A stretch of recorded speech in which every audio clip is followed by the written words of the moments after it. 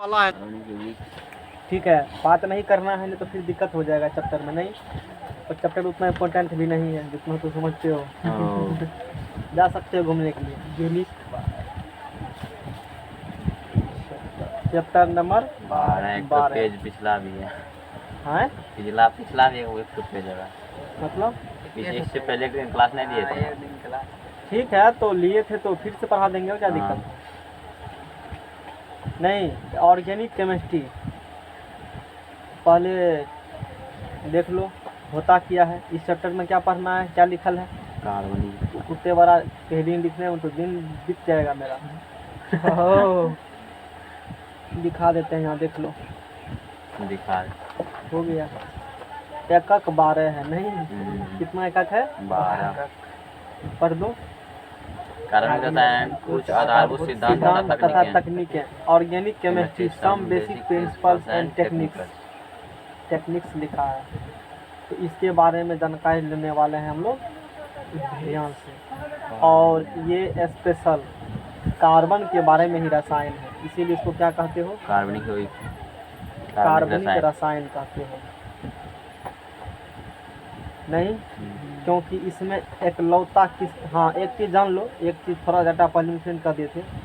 कार्बनिक यौगिक की संख्या अप्रॉक्स 30 लाख की है। 30 लाख के लगभग, 40 लाख नहीं है। तो कहीं हम कंटेंट गलत 40 लाख देखे, इसीलिए कहीं 30 लाख ही हुआ है।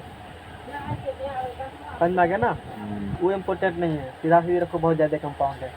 तो बहुत अधिक कंपाउंड्स होने के कारण कार्बनिक यौगिक को एक अलग चैप्टर के रूप में अध्ययन किया जाता है, जो कि यहाँ चैप्टर है क्या? कार्बनिक रसायन। यहाँ पर तो मात्र एक चैप्टर पढ़ने के लिए है। 12th में आधा केमिस्ट्री, जैसे जो भी चैप्टर 15-16 शायद चैप्टर उसमें है, 8 गो उधर, 9 गो हो गया ऑर्गेनिक, 8-9 उधर हो गया इनऑर्गेनिक। यहाँ एक तो पढ़ना है, समझ में आ गया ना? तो अच्छे तरीक़ा से हम लोग पढ़ने वाले हैं, समझ में आ गया ना? डिटेल में पढ़ेंगे, चैप्टर को टेंशन नहीं लेना है, कुछ भी नहीं छूटेगा चैप्टर में। तो कार्बनिक रसायन के मूल सिद्धांत, तो पहले देखते हैं कि ये कार्बनिक रसायन होते क्या हैं। नहीं, कार्बनिक रसायन ऑर्गेनिक केमिस्ट्री रसायन विज्ञान की वह शाखा है जिसके अंतर्गत किसके कंपाउंड बारे में पढ़ेंगे? सिर्फ और सिर्फ कार्बनिक यौगिकों का अध्ययन किया जाता है, समझ आएगा ना? कार्बन के एक कोई यौगिक है तो उसमें कार्बन तो उपस्थित रहेगा ही, तभी ना कार्बनिक यौगिक बोलेंगे। कार्बन के कोई यौगिक रहेंगे जिसमें कार्बन तो उपस्थित रहेंगे ही, यानी कि अनिवार्य तत्व तो क्या रहेंगे उसमें? कार्बनिक कंपाउंड है तो अनिवार्य रूप से कार्बन उसमें होंगे ही, 100% श्योर है, तभी वो कार्बनिक कंपाउंड कहलाएंगे, वरना नहीं कहलाएंगे। ऐसा नहीं है कि सिर्फ कार्बनिक कंपाउंड से सिर्फ कार्बन ही होंगे। कार्बन के अलावा, कार्बन के बाद कौन तत्व आते हैं? हाइड्रोजन। तो मिथोन इथोन जितना पढ़ा होगा सब हाइड्रोजन है ना? है ना हाइड्रोजन? तो कार्बन तो होंगे ही, उसके बाद कौन तत्व आते हैं? हाइड्रोजन। हाइड्रोजन के बाद आते हैं, उसके बाद और भी एलिमेंट आएंगे, ऑक्सीजन, नाइट्रोजन, हेलोजन इत्यादि एटम्स उपस्थित रहते हैं। इसे ही क्या कहते हो? Organic chemistry. समझ आ गया ना?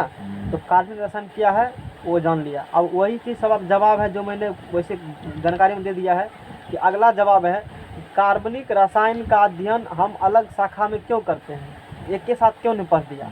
तो सिंपल सी बात है, बहुत अधिक कंपाउंड होने के कारण। और भी देखने तो कुछ पॉइंट्स मिल जाए। हाँ, तो जैव शक्ति सिद्धांत आगे पढ़ाएंगे, तुम लोग जान चुके हो, फिर हम लोग पढ़ लेंगे। एक जैव शक्ति सिद्धांत होती है, वाइटल फोर्स थ्योरी, समझ आ गया ना? उस सिद्धांत के समाप्त होने के बाद जैव शक्ति क्या होता है आगे जानेंगे। जैव शक्ति सिद्धांत ये तू 9th में भी पढ़ा होगा, है ना? नहीं था 9th में, मैंने पढ़ा इसीलिए कह रहा हूँ। तो जैव शक्ति ये बता रहे हैं कि कार्बनिक रसायन का अध्ययन हम अलग शाखा में क्यों करते हैं, अलग चैप्टर में क्यों नहीं पढ़े, आगे ही पढ़ लेते। जैसे मान लो बोरॉन के बारे में पढ़ा, और भी एलिमेंट के बारे में, ऑक्सीजन के बारे में पढ़ा, लोहा के बारे में, उसमें ही पढ़ लेते। अलग क्यों पढ़ रहे हो? इसलिए पढ़ रहे हैं कि वाइटल फोर्स थ्योरी के समाप्त होने के बाद कार्बनिक यौगिकों का निर्माण अधिक तेजी से हुआ, बहुत तेजी से हुआ, समझ जाएगा ना? अधिक संख्या में कार्बनिक यौगिकों के होने के कारण इसे सिस्टमेटिक ढंग से अध्ययन करने के लिए एक अलग शाखा की आवश्यकता हुई। इस प्रकार कार्बनिक यौगिकों का अध्ययन अलग शाखा में करते हैं या किया जाता है, समझ जाएगा ना बात को? अब जानेंगे कि एक वर्ड आया वाइटल फोर्स थ्योरी, जो एग्जामिनर का जानवे करते हो, यानी क्वेश्चन इस एग्जाम में खूब आते हैं, काफ़ी एग्जामिनर पूछते हैं क्वेश्चन। वाइटल फोर्स थ्योरी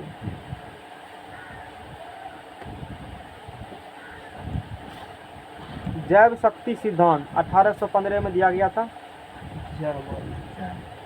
देखो उसमें दिया है वाइटल फोर्स थ्योरी, जैव शक्ति सिद्धांत।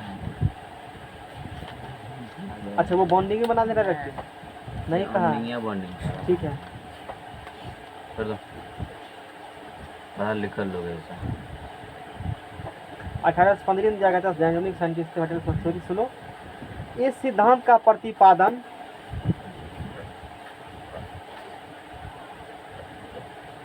बर्जीलियस, याद कर लेना, ये याद है इसका चीज था वो वाला। हाँ बर्जीलियस ने किया था। सुन लो पेशेंस रख करके। इस सिद्धांत 2 मिनट में काफी निकल जाएंगे, यहाँ के बाद फिर नहीं पढ़ा होगा, सिर्फ यही तो यहाँ तक पढ़ा होगा। हाँ तो इस सिद्धांत का प्रतिपादन किसने किया था? बर्जीलियस ने किया था। इस सिद्धांत के अनुसार यानी कि जैव शक्ति सिद्धांत वाइटल फोर्स थ्योरी के अनुसार कार्बनिक यौगिकों का निर्माण प्रयोगशाला में नहीं किया जा सकता। मतलब तू अपने हाथ से कार्बनिक यौगिकों को नहीं बना सकते हो। यही किसने बोला? बर्जीलियस ने बोला। इसी थ्योरी को क्या कहते हो? Vital force theory. यानी कि बर्जीलियस साहब बोले कि मेरे अनुसार से कार्बनिक यौगिकों का निर्माण, ऑर्गेनिक कंपाउंड का निर्माण, जितना मिथेन अलग अलग पढ़ते हो उस सब का निर्माण लेबोरेटरी में नहीं कर सकते हो। यानी किसी भी कंपाउंड का निर्माण लेबोरेटरी मतलब फैक्ट्री में या कहीं भी, जो समझो। पहले कोई चीज़ कहाँ बनता है? लैब में। तब कहाँ बनता है? फैक्ट्री में।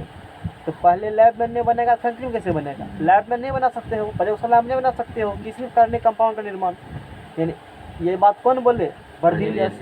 ये बोले कि सिर्फ हम लोग नेचर से प्राप्त कर सकते हैं, जैसे पेड़ पौधे जंतु से प्राप्त कर सकते हैं कार्बनिक कंपाउंड्स को। इसी सिद्धांत को क्या कहते हैं? Vital force theory. जब क्वेश्चन पूछेगा किसने दिया था?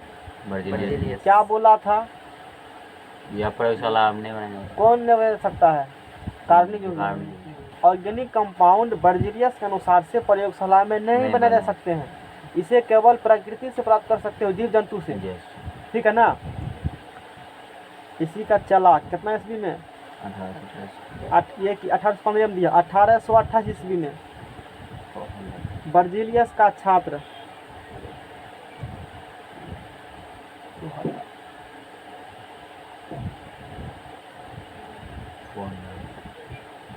वहलर ने प्रयोगशाला में किसका निर्माण किया? अमोनियम साइनेट का।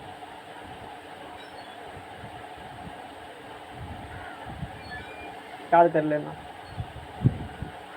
1815 में ये साहब सिद्धांत दिए थे ना, इसी के पास ट्यूशन पढ़ते थे वहलर। अरे जो भी पढ़ता होगा ना, स्कूल में पढ़ते होंगे, स्कूल के प्रोफेसर थे, कहीं बताए थे क्या? हाँ तो स्कूल के प्रोफेसर होंगे। तो उसी का चला था वहलर। उसने 1800 कितना ईस्वी में? 28 ईस्वी में वाइटल फोर्स थ्योरी का खंडन कर दिया और उसने प्रयोगशाला में क्या बना लिया? अमोनियम साइनेट को गर्म करके। किसको गर्म किया? अमोनियम साइनेट को गर्म करके यूरिया का निर्माण किया, जिससे जैव शक्ति सिद्धांत का अंत हो गया। अच्छा फिगर भी निकाल लियो बेरोजगार का। अरे बेरोजगार नहीं है, उसको थैंक यू कहो। नहीं, NH4CNO अमोनियम साइनेट। इसको क्या करना है? गरम करना है। गरम करने के बाद क्या बनेगा? यूरिया बनेगा। ये किसका फार्मूला है?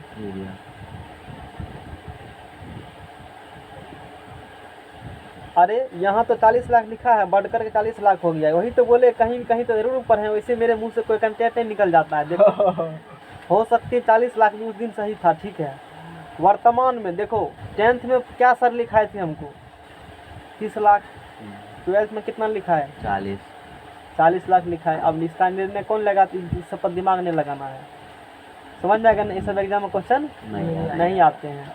क्वेश्चन वही पूछे जाते हैं जो ऑथेंटिक डाटा हो। ये ऑथेंटिक डाटा नहीं है, क्योंकि दिनों दिन कंपाउंड बढ़ते जाते हैं। समझ में आ गया ना? फिर से सुनो, थ्योरी क्या होती है? Vital force theory.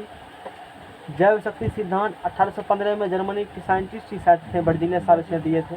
ये बताए थे कि कार्बनिक यौगिक का निर्माण, ऑर्गेनिक कंपाउंड का निर्माण प्रयोगशाला में नहीं किया जा सकता। इसे हम लोग प्रकृति से प्राप्त कर सकते हैं, जीव जंतु से कई पदार्थ प्राप्त कर सकते हैं।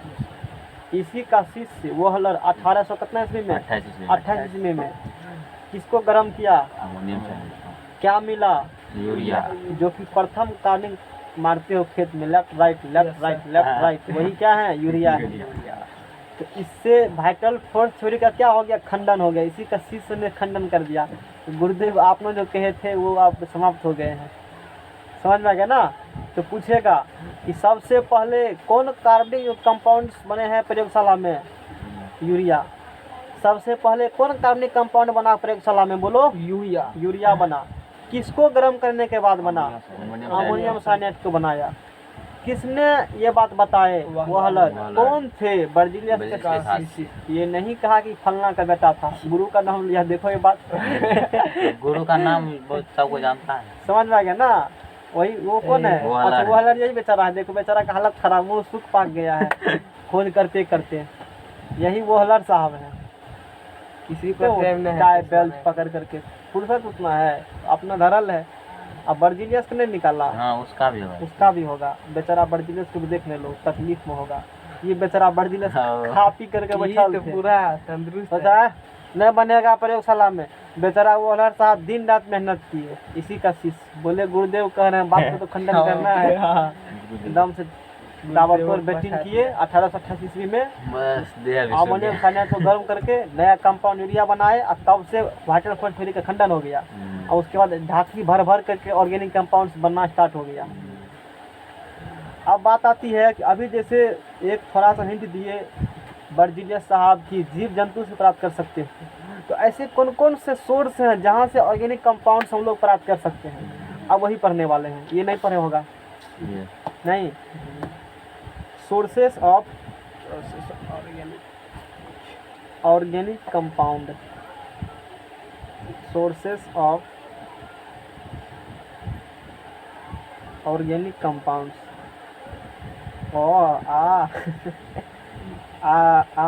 कार्बनिक यौगिकों का निर्माण है। बच्चा को पढ़ाना सबकी बाली बस की बात नहीं, बात तो बनना पड़ेगा। खास करके मेरी बस की बात को गुस्सा के जैसे उठता है इस कारण से, नहीं है। वो एक बार में नहीं पूछेगा, कहेगा नहीं बुझे कहेंगे जाओ मोबाइल से पढ़ लेना, यूट्यूब पर ढेरी पढ़ा रहा है ना। तो बच्चे को पढ़ाना सबके बस की बात नहीं है। कार्बनिक यौगिकों का स्थिर दिमाग वाला आदमी इसको पेशेंस हैंड भी पढ़ा सकता है, वो मेरे बस की बात नहीं है। सोर्स कितने टका देगा इतने पढ़ाएंगे, मेरा माथा पागल कर देगा। सोर्सेस ऑफ ऑर्गेनिक कंपाउंड्स, कार्बनिक यौगिकों का स्रोत, कि ऐसा कौन कौन से सोर्स हैं जहाँ से हम लोग ऑर्गेनिक कंपाउंड्स प्राप्त करते हैं। नहीं, ऑर्गेनिक कंपाउंड्स मतलब कार्बन तो होना ही है। जैसे प्लांट्स से कल बताए थे, गीता जागता अब कहेगा प्लांट्स से कैसे मिलेगा, तो उसको कार्बन के बारे, कोयला के बारे में पढ़ाएं डिटेल से, इसीलिए जानना पहले से पता है तुमको ये बात।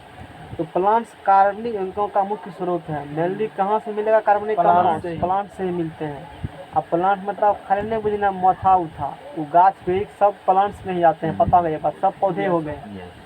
शीशवा गाछ कहेगा तो भी, कौवा गाछ कहेगा वो भी, शीशम, देवदार और भी बहुत सारे हैं। कौन कौन है, महोगनी है, और कौन है, सफेदार है, हैं?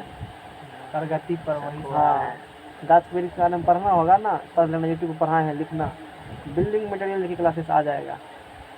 कौन गाछ का कितना उम्र है कैसे पता चलेगा है, मोटाई से मोटा। हम बता देंगे, उससे कोई दिक्कत नहीं है। अब आदमी कोई मोटा है कोई पतला है तो तुक्के का मतलब लगे दे, उम्र इसका मतलब होगा, पतला वाला कम उम्र होगा, ऐसा कुछ भी नहीं होता है। पढ़ना कभी पता चलेगा, अभी चलो कभी बता देंगे, अभी नहीं बताने को माने। प्लांट्स पौधे, तो प्लांट्स कार्बनिक यौगिकों का मुख्य स्रोत होता है। मेनली कार्बनिक कंपाउंड्स कहाँ से मिलते हमको है, प्लांट्स से मिलते हैं, समझ में आ गया ना। जैसे कार्बोहाइड्रेट, प्रोटीन, वसा, विटामिन इत्यादि प्लांट्स से प्राप्त किए जाते हैं, पता होगा। कार्बोहाइड्रेट्स मिलती है ना, अरे आलू खाते हो तो वो भी तो प्लांट्स ही है ना। प्रोटीन्स, वसा, दाल, चावल, रोटी सब में तो वही सब चीज़ है। विटामिन सारा चीज़ से मिलती है। तो कार्बनिक कंपाउंड्स का सोर्स यही है। जो कि तू कहेगा हम कार्बन नहीं खाते हैं, तो खाता है ना कार्बन, अभी समझा ना कार्बन खाते हो कि नहीं। जब अगब दे देगा कोयला खाने के लिए तो गुस्सा उठेगा। हाँ। और वही भोजन रूप में खाओगे तो कोई दिक्कत वाला बात नहीं है, हैं? भोजन में अभी भी तो है, वो तो ऑर्गेनिक कंपाउंड्स का सोर्स है। प्रोटीन तो खाते हो ना, है कार्बन का उसमें, वसा फैट्स हैं उसमें। फैट्स किसमें होते हैं ज़्यादा? आलू में होते हैं ना, चावल में होते हैं फैट्स। जो चावल खाता है ना आदमी मोटाता है ज़्यादा, पेट निकल जाएगा उसका चावल खाने में, इसलिए चावल मत ज़्यादा सेवन करो, यही हकीकत है। विद्यार्थी लाइफ में करना नहीं चाहिए। दाल भात चोखा तो खाओ ही मत जल्दी, खास करके मूंग का दाल। नींद आना ही है, खूब नींद लगेगा, तो ये बात जान मूंग की दाल। हाँ, मूंग का हम लोग बहुत जल्दी नहीं खाते हैं, मूंग की दाल भात चटनी। मेरा फ्री होता है। हम फिटनेस का है कि हम चावल का सेवन नहीं बराबर करते हैं।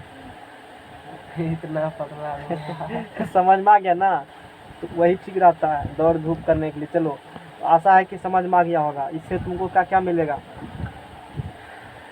कार्बोहाइड्रेट्स, प्रोटीन, वसा। देखो खाना खाने का मतलब नहीं है कि पूरा ठांस लो टंकी में। स्पेस में जब आदमी जाता है ना, जान लो एक बात, जितना कैलोरी तुमको भोजन चाहिए ना, पता होगा ग्रामीण शहरी कितना चाहिए बताओ? पता है? शहरी का जो शायद 22 कैलोरी चाहिए। ग्रामीण कम देगा, घर जोता है जिंदा रह पाएगा ऐसे में, उसको 2425 दिया जाता है। शहरी को कम, और उससे 200-300 कैलोरी किसको ज़्यादा चाहिए? ग्रामीण को, मतलब ग्रामीण को चाहिए। ग्रामीण शारीरिक वर्क करता है ना। तो जैसे मैंने बताया कि स्पेस में जब आदमी जाती है तो वहाँ पर खाना बनाने के लिए वहाँ तो हरा सब्जी नहीं मिलेगा, 1 किलो कदुआ या परवल तो नहीं मिलेगा वहाँ पर। तो वहाँ पर टेबलेट ले जाती है वो पास में, जैसे तू बेकसूर खाते हो ना टेबलेट, तो वो टेबलेट ले जाएगा वहाँ पर स्पेस में। उस टेबलेट में ही उतना है उसको विटामिन, वो खा करके 2-3 दिन तक भूख नहीं लगेगा उसको। क्योंकि खाना खाने का मतलब शरीर को, देखो खाना जो खाते हो ना शरीर में, तो पता होगा कि शरीर सारा चीज़ को पीस उस करके अंदर में चक्की लगा हुआ है, पता होगा ये बात, लगा हुआ है ना। तो प्रोटीन सब बनाता है ना, कार्बोहाइड्रेट सब विटामिन बनाएगा शरीर में। और डायरेक्टली यदि विटामिन ले ले तो वही स्पेस में होती है, समझ में आ गया ना। अब तो स्पेस में भी चलन चला है कि स्पेस में कैसे अंदर में सब्जी बनाएंगे। स्पेस क्या है वहाँ पर, जैसे चढ़ते हो एरोप्लेन में, तो उसी टाइप का एक बढ़िया सारा कमरा बनाया हुआ है, अरबों रुपया खर्चा करके। बहुत सारा डेवलप कंट्री है ना, जैसे यूएसए हो गया, उसमें उसके बाद रसिया हो गया, कनाडा हो गया, यूरोपियन एजेंसी, यूरोप में बहुत सारा देश आते हैं, पता होगा शायद 24-25। अब उससे ब्रिटेन अलग हो गया, जानता है बात? नहीं जानते हो? ब्रेग्जिट के थ्रू यूरोपियन एजेंसी से ब्रिटेन अलग हो चुका है। लुटेरा, चोर, डकैत, अंग्रेज का घर था, तो पता होगा ना, तो अलग हो चुका है यूरोपियन एजेंसी से। तो बड़ा बड़ा एजेंसी है ना 500 का पूरा दुनिया में, वो सब मिल करके स्पेस में एक मकान बनाया हुआ है बढ़िया से, फर्स्ट क्लास मकान। ईटा का नहीं मकान, मतलब जैसे एरोप्लेन देखते हो ना घर रहने वाला, कैसा सुविधा है, उसी टाइप्स का बनाया हुआ है। और जो कि 24 घंटा पृथ्वी चारों तरफ क्या कर रहा है? घूम रहा है। तुम क्या कर रहे हो? तुम पर सब निगरानी है। तुम मुर्गा भात खा रहे हो कि मछली भात खा रहे हो, सब निगरानी कर रहा है। वहाँ से सारा चीज़ ऑपरेट हो रहा है। वहाँ पर क्या कर रहा है वो लोग? रिसर्च कर रहा है। कुछ चीज़ ऐसे रिसर्च होते हैं धरती पॉसिबल नहीं है, जो स्पेस में पॉसिबल है, समझ जाएगा ना। तो कभी लिखना स्पेस वीडियो, यूट्यूब मारना सर्च, तुमको चल जाएगा पता कि स्पेस में कैसे आदमी रहते हैं। जैसे यहाँ चलते हो तो वहाँ से नहीं चलता है, वहाँ ऐसे ऐसे हवा में रेंगता आदमी है। जैसे यहाँ पानी पीते हो ना, कुल्ला करके ब्रश मार देते हो, तो वहाँ वो सब गप नहीं होता है। पानी ऐसे गिरेगा ना तो हवा में तैरता है पानी, तुम भी तैरेगा, क्योंकि ग्रेविटी नहीं है। तुम पता होगा, तू जैसे चंद्रमा पर चलोगे और धरती पर चलोगे, दोनों में अंतर होगी। बताए भी थे फिजिक्स में कि जितना आसानी से चल पा धरती में चल पाते हो, चंद्रमा पर नहीं चल पाओगे। क्यों? कि धरती बचपन से हम लोग जितना ग्रेविटी लग रहा है वो सह रहे हैं, मतलब कोई दिक्कत नहीं है, सफिशिएंट अच्छा ग्रेविटी हम लोग अनुकूल बनाया गया है, उतना ग्रेविटी हम लोग आसानी से चल सकेंगे। लेकिन चंद्रमा पर ग्रेविटी कम है, उसी प्रकार से स्पेस में ग्रेविटी नहीं है। जब ग्रेविटी नहीं है तो तुमको खींचेगा कौन? नहीं खींचेगा तो हवा में तैरेगा। इसीलिए ना फिल्म में स्वर्ग लोक हवा में तैरता है, उसका ग्रेविटी ही नहीं है, वहाँ पर चलोगा। समझ में आ गया ना। तो जैसे स्पेस बारे में बता रहे थे, स्पेस वो चीज़ होती है, समझ में आ गया ना, कि वहाँ सारा चीज़ तैरता है, सब चीज़, कोई दिक्कत? हाँ, वो चीज़ है। केस सब पूरा खड़ा रहेगा, भूल जगती। जितना सा पार्टी मारते हो ना, और नहाने का तो जुगाड़ ही नहीं है। जो पानी शरीर से बाहर गिरेगा फिर उसी पानी को यूज किया जाता है पीने के लिए। वहाँ सब एडवांस टेक्नोलॉजी मशीन लगाया हुआ है, जानकारी होना चाहिए सारा चीज़ को, समझ में आएगा ना बात। वो स्पेस होती है तो वहाँ चलेगा पता पानी का महत्व। यहाँ जो पकड़ ढालते हो ना बाल्टी से बाल्टी, वहाँ तो 10 दिन महीना दिन वैसे रहता है आदमी, दिन नहीं ली आगा बढ़ो। यहाँ फरमाइशी करेगा बाल्टी कि में हमको 10 बाल्टी पानी से चाहिए ही, तो समझ गया ना। कार्बोहाइड्रेट, प्रोटीन, कभी देखना स्पेस वाला जानकारी लेना चाहिए, विटामिन ETC, विटामिन, तो ये सब ETC ये सब तुमको प्लांट से प्राप्त किया जाते हैं, जानकारी लेना चाहिए। 2 नंबर में एनिमल्स, जंतु। जंतु, तो इससे भी जंतु भी कार्बनिक यौगिकों का मुख्य स्रोत होती है। इससे भी सेम चीज़ मिलता है ना, दूध में तो मिलवे करता है ना सब चीज़, इससे भी सेम चीज़ मिलेगा। कार्बोहाइड्रेट, फिर सब चल रहा है बढ़िया से। अच्छा, प्रोटीन, वसा, विटामिन ETC और भी बहुत सारे हैं जो कि तुमको जंतु से भी, एनिमल्स गाय से मिलता है, दूध में सारा चीज़ होता है ना, इसीलिए सेवन किया जाता है। चलो नेक्स्ट पेज लाओ। उसके बाद देखो पेट्रोलियम, देखो पेट्रोलियम एक कैसा ईंधन है? जीवाश्म ईंधन है। बोलो जीवाश्म ईंधन पढ़ा होगा, क्या होती है जीवाश्म ईंधन बताओ। पता है किसी को? जिसको पता है बोल सकते हो। नाम में ही जितना छुपा हुआ है। क्या पूछे हम? जीवाश्म। जीवाश्म, जीवों के अवशेष से जो ईंधन प्राप्त होगा वही होगा जीवाश्म ईंधन। गाछ वृक्ष सजीव है कि निर्जीव है? सजीव निर्जीव अंतर क्या है? निर्जीव है ही सब वाला। हैं? एक टेबल कुर्सी। हम क्या पूछे? सजीव निर्जीव हमको नहीं पता है, हमको अंदर बताओ। सजीव किसे कहते हैं? डिफिनेशन दो लाइन बाय लाइन। डिफिनेशन पता है? बायोलॉजी पढ़ रहे हो। सजीव में लोग कहता है कि जो बोल सके, चल सके, दौड़ सके, ऐसा कुछ भी नहीं होती है। नहीं, सजीव है तो जानवे करते हो, गाछ वृक्ष पेड़ पौधा भी सजीव मानते हैं। धीरे धीरे ना होगा तो बायोलॉजी वाला मास्टर से पूछना, हम तो मैथ का सूत्र ही बताएंगे। चलो आगे। तो पेट्रोलियम,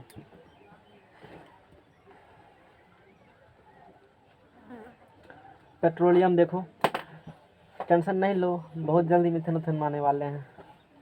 मन होगा कि अभी तक मिथेन नया चैप्टर शुरू कर दिए हैं, डायरेक्टे थोड़े 10वां की शुरू कर देंगे। यहाँ धीरे धीरे पहुँचते हैं, जड़ से ऊपर तक ही पहुँचेंगे। 10वां में सब थोड़े टॉपिक पढ़ा होगा। अब देखो पेट्रोलियम में एक जीवाश्म ईंधन होता है, पता होगा। जो पेट्रोल तुम गाड़ी में यूज करते हो ना, वो भी एक ऑर्गेनिक कंपाउंड्स हैं, और वो भी एक जीवाश्म ईंधन, जीव का अवशेष से मिले हैं। LPG गैस तुम यूज करते हो ना, वो भी एक जीवाश्म ईंधन है, जीवों का अवशेष से मिले हैं। मिले हैं ना। नदी सुना होगा कि पेट्रोलियम, किरासन तेल सब निकला जो जनरली समुद्र के अंदर से निकलता होगा। सोचा होगा कि समुद्र में कहाँ से आता है, सोचा होगा ना। तो आज से मान लो अरबों साल पहले, हकीकत में अरबों साल पहले बहुत बड़ा बड़ा जीव रहते थे समुद्र में, पता होगा। जीवन का विकास तो कहा गया कि समुद्र से ही हुआ है। समुद्र से चल करके धीरे धीरे आदमी स्थल पर रहने लगा है। तो पहले बड़ा बड़ा जीव था धरती पर। भूकंप तुकंप मान लो आया होगा उस समय, तो सारा धरती में क्या होगा? समा गया, तो वो सड़ गया। तो क्या हुआ? तो उसी के सड़ने के बाद पेट्रोल बन गया, डीजल बन गया और गैस बन गया।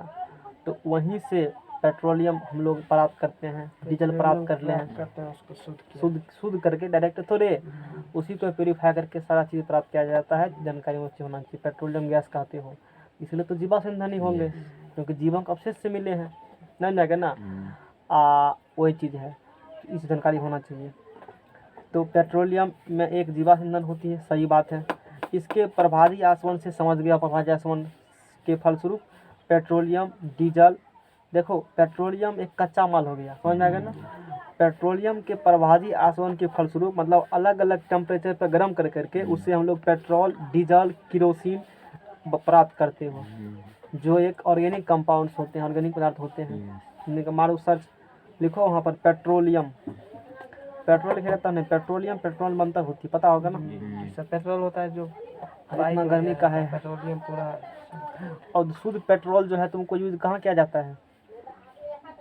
हम लोग शुद्ध पेट्रोल यूज नहीं करते हैं, जो तुम गाड़ी से यूज करते हैं। शुद्ध पेट्रोल हवाई जहाज से, एरोप्लेन से यूज किया जाता है, महंगा वो पेट्रोल। दूसरा पेट्रोल है।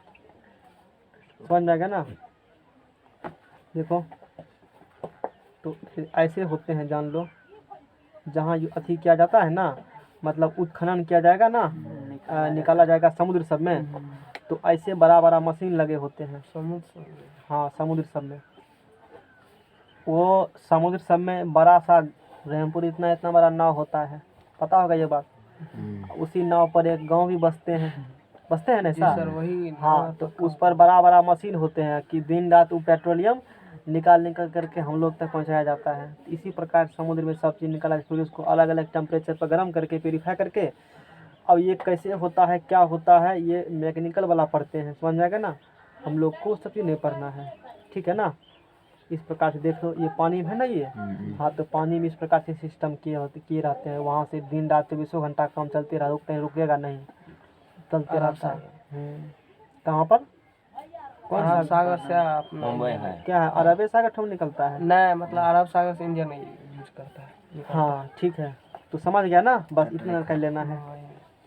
चलो, पेट्रोलियम। उसके बाद देखो नेचुरल गैस, प्राकृतिक गैस।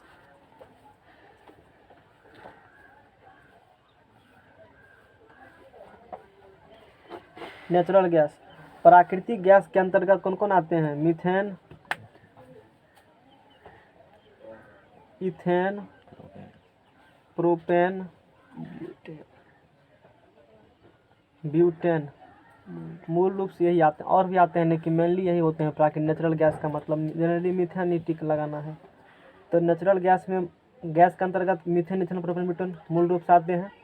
ये सभी पदार्थ ज्वलनशील गैस होते हैं, जो कार्बनिक यौगिकों के अंतर्गत आते हैं, और इसका उपयोग जानबे करते हो, LPG full form.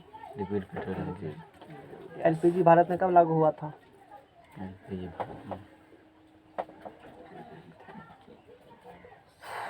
Liberalisation, privatisation, globalisation, कभी और बोले होंगे हम। हमको याद है बोले थे, तू कह रहे नहीं बोले। नहीं बोला। एलपीजी गैस पढ़ाया जाता है, या उसी कहते हो प्राकृतिक गैस, बन जाएगा ना।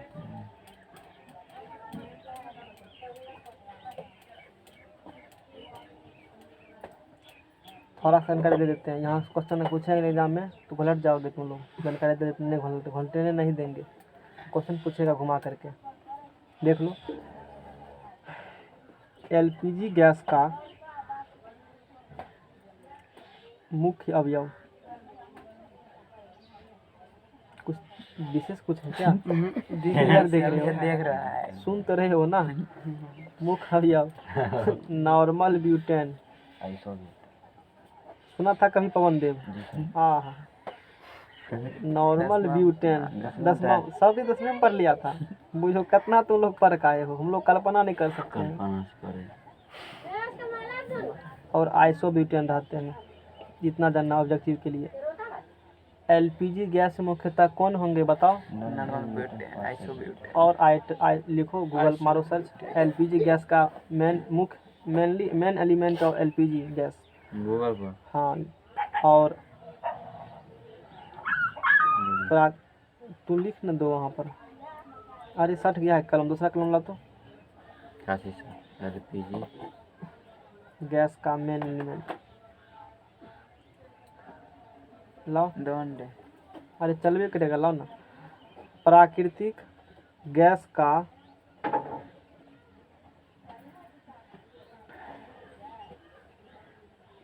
मुख्य अवयव मीथेन होता है। प्रोपेन और लिखा होगा ब्यूटेन, ठीक है। प्रोपेन और ब्यूटेन, ठीक है ना।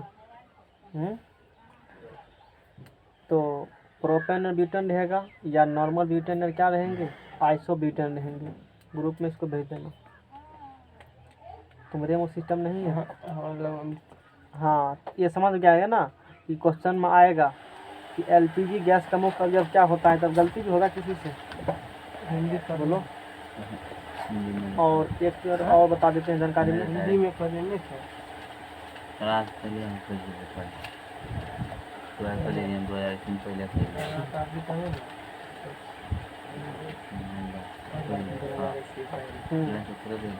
देख लो नॉर्मल ब्यूटेन होगा, अरे ओकर सूत्र निकल रहे हैं, निकल ठीक है ना। तो ये वाला गप हो गया, ठीक है कोई बात नहीं है, ये दोनों याद रखना एग्जाम में काम आते हैं। नॉर्मल ब्यूटेन आइसोब्यूटेन होती है, एलपीजी गैस का पूछेगा तो ये होगा नॉर्मल ब्यूटेन आइसोब्यूटेन। अब प्राकृतिक गैस का पूछेगा तो मेन एलिमेंट क्या होंगे, मीथेन होंगे, वो ठीक है, ये बात जानकारी रखनी है। और एक जानकारी और दे देते हैं यहाँ से,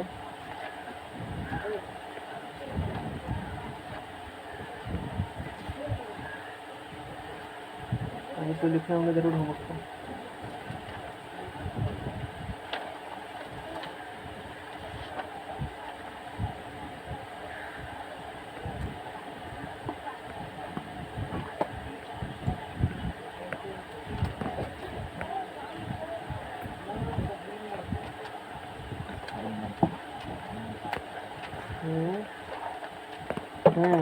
देखो ये भी तुमको आने वाले भविष्य में कम होगा, काफ़ी कम।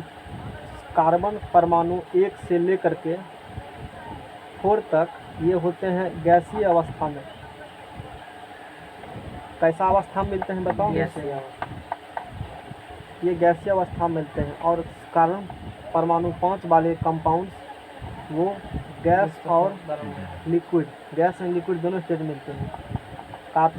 6 से लेकर कहाँ तक 16 तक वो होते हैं किस अवस्था में, और 16 से अधिक होते हैं ठोस। देखो गूगल पर खोजोगे जल्दी नहीं मिलती है, नहीं, बड़ा मुश्किल से मिलता है। ये भी बात रखना साथ में ध्यान में, समझना करना कि कार्बन C1 से C4 तक गैस और स्टेट में होते हैं, C5 गैस द्रव दोनों मिलेंगे, C6 से C16 द्रव में, और सर्वाधिक ठोस में मिलेंगे।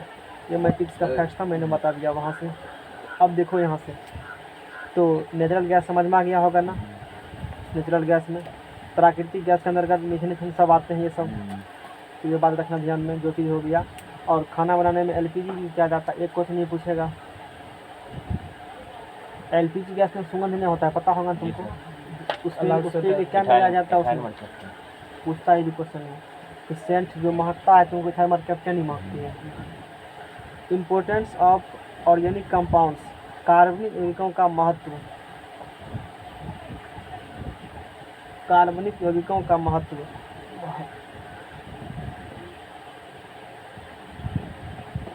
कार्बनिक यौगिकों का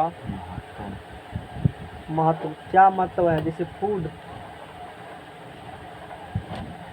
भोजन, जैसे मैंने पहले बताया था कि हम लोग बिना कार्बनिक कंपाउंड्स के जिंदा नहीं रह सकते। जो बहुत ईमानदार है कहेंगे तू सिर्फ कार्बनिक यौगिकों को त्याग दे दो, तब बुझेंगे तू बहुत ईमानदार हो। कोयला खाओ कि अगर नहीं तो बोलेंगे छोड़ दो, कोयला फल जितना में दिखेगा हम छोड़ देंगे। उसको पता नहीं है कितना भी कोयला फल मिलते हैं, सब चीज जितना सब देखते हो सब तो कोयले है।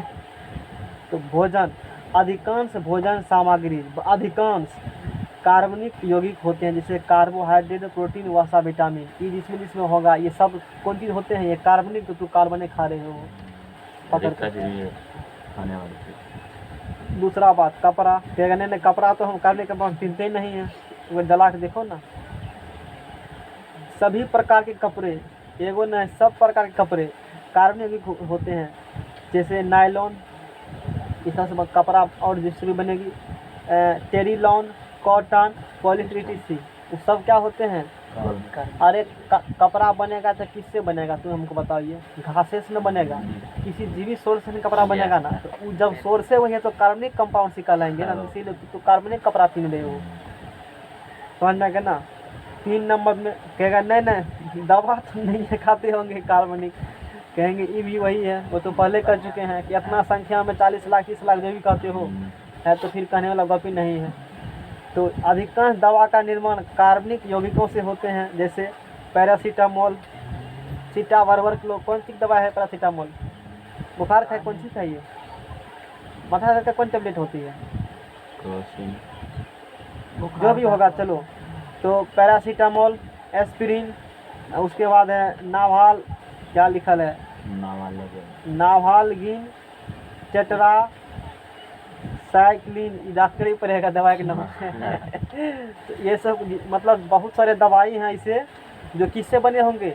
अरे खाद दवाई में बनता है तो पौधे से बनेगा, छोटा पत्ती से बनाया जाता है, पता होगा ना। वही खाद गाय में। गोबर भी मिलाया जाता है उसमें, पता होगा जो भी यूज किया जाता है। ठीक है, कोई बात नहीं है, आराम से खाना गाय गोबर, हल्ला मत करो नहीं तो लोग जान जाएगा इसे में, समझते हो, खेबो नहीं करेगा। तो जितना तू रसून तसून अलाय बलाय और भी पहाड़ी इलाका में बहुत सारा जड़ी बूटी है, सब दवाई उसी से बनते हैं। तो सब जीवी स्रोत से मिला ना, तो जीवी स्रोत से मिलेगा तो क्या हो गया, वो ऑर्गेनिक कंपाउंड्स होंगे। उसके बाद कहेगा नहीं नहीं बंदूक बनाते हैं, ये तो पक्का नहीं होगा कार्बनिक, क्योंकि कार्बन तो कमजोर होता है। कहेंगे देख लो हीरा को, उसका एक भाई हीरा भी है, उससे टक्कर लेके दिखाओ एक बार। लोग कहेगा कोयला तो ढाई ढह जाता है, कोई बात, उसका एक भाई और भी है, हीरा भी है, उससे भी टक्कर ले लो एक बार, पता चल जाएगा। तो सभी प्रकार के सुरक्षा सामग्री अर्थात विस्फोटक पदार्थ का कार्बनिक से बनते हैं। बम तम जो भी है, बंदूक चलाओगे ना कार्बाइड होगा ही, कार्बनिक कंपाउंड्स होंगे, विस्फोटक पदार्थ सब कार्बनिक कंपाउंड्स हैं, समझ जाएगा ना। अच्छा, तो अब पढ़ेंगे कि दोनों में अंतर क्या होते हैं, ऑर्गेनिक कंपाउंड्स और इनऑर्गेनिक कंपाउंड्स में क्या अंतर होंगे, हम लोग वो जानकारी लेंगे। और असली टॉपिक्स कहाँ शुरू होगा है या जो पढ़ा होगा तो सुमरा मिथेन का यहाँ से स्टार्ट हो जाएगा, जो कि हम लोग है ना ऑनडिंग बॉन्डिंग स्टार्ट तो मिथेन में देखना है। अरे दिखा रहे टेंशन क्या लेते, मिथेन लिखल है नहीं लिखल, 10 गो कंपाउंड्स यहाँ पढ़ना है, तो सारा हम लोग अच्छे से डिस्कस करेंगे। आज इसको पहले पढ़ना होगा तो जाओ 10वां लेक्चर में पढ़ा है, वहाँ पर ऑर्गेनिक केमिस्ट्री एक बार डिलीट कर सकते हो, फ्री ऑफ कॉस्ट है, उसके टका नहीं लेंगे। इच्छा तो दे सकते हो, तुम्हारा मन 25 मार्क्स के दे सकते हो। पहले ये तो दे दो, तब आगे देना।